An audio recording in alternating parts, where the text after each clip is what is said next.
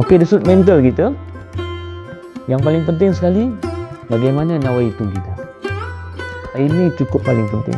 Kita kena setkan dalam lidah kita. Sebab itu, kalau kita lihat dalam kitab hadis 40, Matan Arba'in, yang disusun oleh Imam An-Nawawi. Imam An-Nawawi meletakkan hadis yang pertama dalam hadis 40 tu apa dia? Hadis berkaitan dengan niat. Niat ni dia ada satu kekuatan yang memberi impak yang cukup besar dalam diri kita.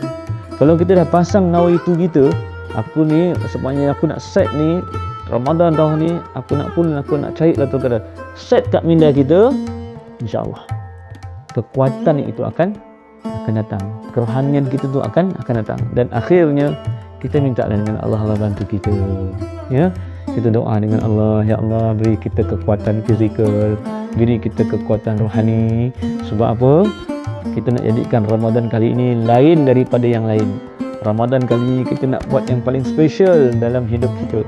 Nak lebih baik daripada Ramadan yang lalu. Maka minta dengan Allah Subhanahu Wa Taala. Ingat, Allah itu Maha mendengar. Allah lah, kita bersandar dengan Allah, kita berserah dengan Allah. Allah sumber kekuatan kita, insya-Allah.